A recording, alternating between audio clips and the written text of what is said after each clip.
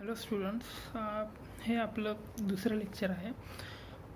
तर मी तुम्हाला जो मागच्या आठवड्यात जो काही पोल दिला होता की आपण लेक्चर कोणत्या माध्यमातून घ्यायचे, तर मेजॉरिटी विद्यार्थ्यांनी व्हॉट्सअपला वोट दिलं. तर हे व्हॉट्सअपद्वारेच आपण लेक्चर घेत जाऊ.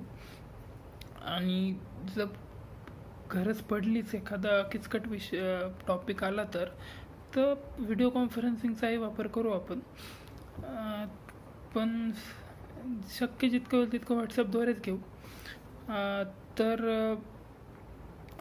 आज आपण जो काही विषयाला सुरुवात करणार आहे ते म्हणजे स्टँडर्ड बिझनेस लेटर, जो की तुमच्या सिलेबसचा पहिला पार्ट आहे.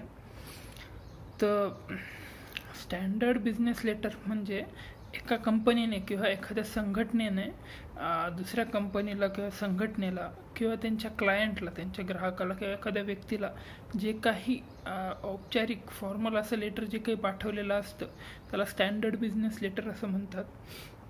स्टँडर्ड बिझनेस लेटर हे अनेक कारणासाठी वापरलं जातं. समजा एखादी कंपनी आहे, तिला एखाद्या व्यक्तीने इंटरव्ह्यू दिला आणि त्या व्यक्तीची निवड झाली, तर मग कंपनी त्याला जे काही अपॉइंटमेंट लेटर पाठवते की बाबा तुमची अपॉइंटमेंट झाली आहे, ह्या तारखेला जॉईन होऊ शकता, तर ते सुद्धा स्टँडर्ड बिझनेस लेटरच असतं.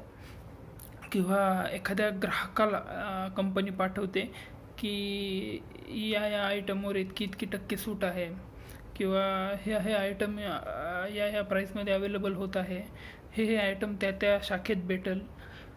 हे सुद्धा बिझनेस लेटरच असतं. किंवा एखाद्या कंपनीचा दुसऱ्या कंपनीसोबत जो काही व्यवहार होतो, ज्या काही ऑर्डरची देवाणघेवाण ते ज्या पत्राद्वारे होत असते, ते सुद्धा बिझनेस लेटरच असतात, स्टँडर्ड बिझनेस लेटर. तर स्टँडर्ड बिझनेस लेटर लिहिताना कोणकोणते मुद्दे लक्षात ठेवायला पाहिजेत हे आज आपण बघणार आहोत. ते स्टँडर्ड बिझनेस लेटर कसं असतं हे पुढच्या लेक्चरमध्ये बघू आपण. तर सगळ्यात महत्त्वाचा मुद्दा स्टँडर्ड बिझनेस लेटर लिहिताना जो असतो तो म्हणजे स्टँडर्ड बिझनेस लेटर हे वाचकाला समजेल, रीडर फ्रेंडली असं असायला हवं. आणि हे ते रीडर फ्रेंडलीपणा जपताना त्या वाचकाला महत्त्वसुद्धा द्यायला पाहिजे आणि त्याला तो आदरसुद्धा द्यायला हवा. आणि आता रीडर इथं कोण असतो की ज्याला आपण उद्देशून ते पत्र लिहित असतो तो, आणि त्याला योग्य तो आदर आणि महत्त्व दिलं गेलं पाहिजे. हे लेटर जे काही असतं ते नेमकं असायला हवं. म्हणजे जो काही तुम्हाला मुद्दा मांडायचा आहे तो योग्य आणि थोडक्यात मांडता यायला हवा. विनाकारण बाहेरच्या गोष्टी तिथं मांडू नये, किंवा जी गोष्ट तुम्ही एक वेळेत संपवू शकता, सांगू शकता, त्यासाठी एक पॅराग्राफ विनाकारण लावू नये. हे जितकं कमी शब्दात व्हायला हवं तितकं चांगलं. आणि बिझनेस लेटर हे औपचारिक असायला हवं. तुमच्या तिथं वैयक्तिक भावना, तुमच्या भूतकाळातल्या गोष्टी, तुम्ही भेटले, असं झालं तसं झालं, आणि अशा गोष्टी टाळाव्यात. ते औपचारिक फॉर्मल असायला हवं आणि ते फॅक्च्युअल असायला हवं. फॅक्च्युअल म्हणजे की जास्तीत जास्त तिथं फॅक्ट्स असायला हवेत, ऑब्जेक्टिव्हली ते लिहायला हवं. तुमच्या वैयक्तिक भावना वगैरे त्यात नसाव्यात. आणि कोणतंही बिझनेस लेटर लिहिताना आधी मसुदा, एक कच्चा आराखडा तयार करावा की आपण पहिल्या पॅराग्राफमध्ये काय लिहिणार आहोत, दुसऱ्या पॅराग्राफमध्ये काय लिहिणार आहोत, शेवट कसा करणार आहोत, कोणत्या पॅराग्राफमध्ये कोणता मुद्दा मांडायचा, सुरुवात कशी करायची, त्या पत्राची भाषा कशी असायला हवी, की ती भाषा त्या ज्या व्यक्तीला आपण उद्देशून लिहित आहोत त्याला ती समजेल का, त्याला ती उत्सुकतापूर्ण वाटेल का, त्याच्यात ती भाषा वाचून एक कुतूहल निर्माण होईल का जे तुम्ही सांगत आहात त्याविषयी. तर त्यामुळं जो काही एक मसुदा असतो तो त्याचा आधी तुम्ही प्लॅन करायला हवा. सरळ बिझनेस लेटर लिहिण्यापेक्षा आधी एकदा काहीतरी कच्चा आराखडा असणं हे चांगलंच असतं. आणि बिझनेस लेटरमध्ये दिलेली माहिती ही अचूक असावी. तुम्ही जे काही त्यात मांडत आहात ते अचूक असावं. आणि ते थोडक्यात मांडलेलं असावं. जास्त फापट पसारा असा नसावा त्यात. आणि हा सगळ्यात महत्त्वाचा मुद्दा आहे की यानंतरचा, की बिझनेस लेटरमध्ये तुम्ही जे काही लिहित असता, तर समजा की एका व्यक्तीची तुमच्या कंपनीत एका जागेसाठी निवड झालेली आहे आणि तुम्हाला ते कळवायचं आहे. तर मग साहजिकच तुम्ही सुरुवातीची अशी करणार की बाबा तुमची निवड झालेली आहे, आनंद झाला वगैरे वगैरे, आणि या या तारखेपर्यंत तुम्ही जॉईन व्हा वगैरे वगैरे.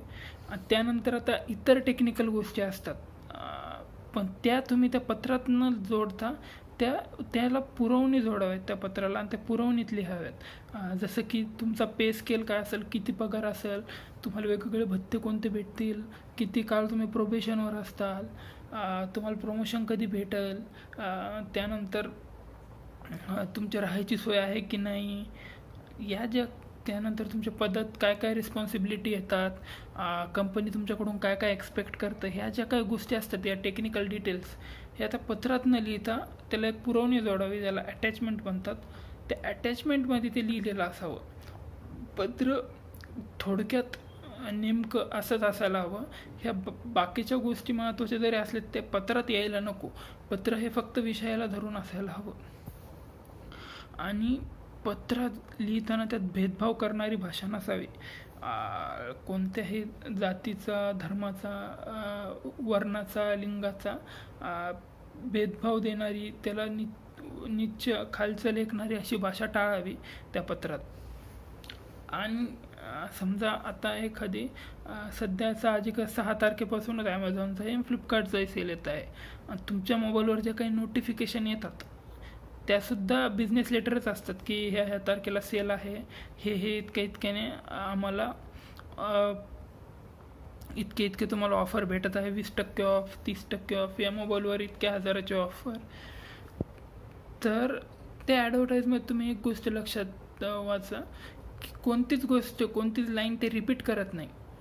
आणि ही फार महत्त्वाची गोष्ट आहे बिझनेस लेटरमध्ये, की एक लाईन 2 वेळेस सहसा येऊ देऊ नये.